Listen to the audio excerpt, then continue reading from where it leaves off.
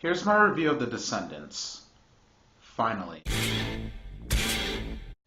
I'll say this right off the bat. Had I seen this last year, this would have definitely been part of my top 10. Like, high up there. Right between Drive and The Girl with the Dragon Tattoo. Sorry, Fincher. The movie stars George Clooney, who has been having some problems with his marriage. A lot of problems, in fact. He even describes himself as the backup parent. But basically, something happens to his wife, and she ends up in a coma, and he basically needs to step up and be the lead parent and help take care of his kids. You don't see this happen. You don't really see this happen. Like, she's been in the coma for a couple weeks at the start of the movie, so he's already in the middle of all that. So he's just there with his daughters, and he's like, I don't know what to do. And the movie is basically them coping with the situation and growing together. I'd rather not get too spoilery with the plot, but I'll say a few details about the wife come out, and they delve into that. George Clooney and his cousins own this land, and one of the plot points have to deal with their decision to sell it. The daughters also have their baggage, and George Clooney also has to deal with the wife's parents, and the dad does not like him at all.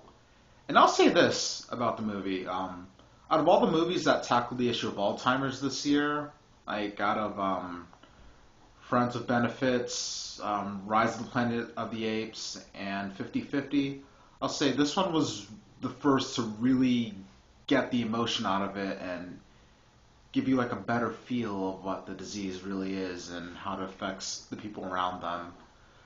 But yeah, what you get with this is a really well-acted journey that these characters all go through. I mean, we get to sympathize with George Clooney. I mean, I like the guy, but you envy George Clooney. You don't sympathize with him, but in this movie you really do sympathize with this character. And if you can get that to happen, you are a great director. And I know I've been calling him George Clooney the entire review, but he really does become his character. Like, I'm not looking at George Clooney in a Hawaiian shirt. I'm looking at Matt, whose wife is in a coma.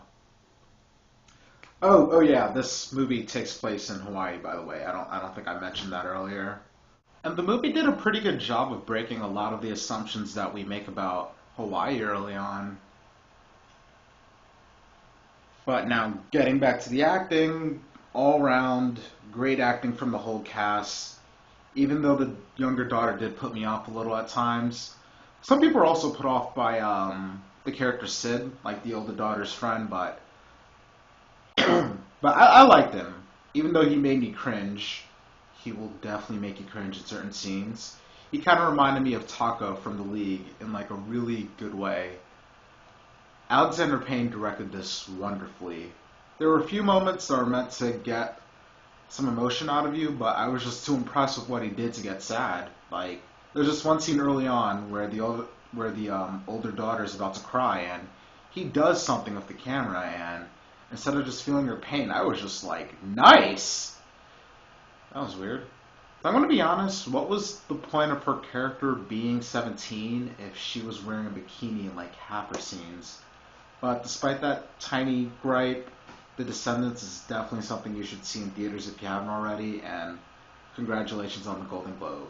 You guys deserved it.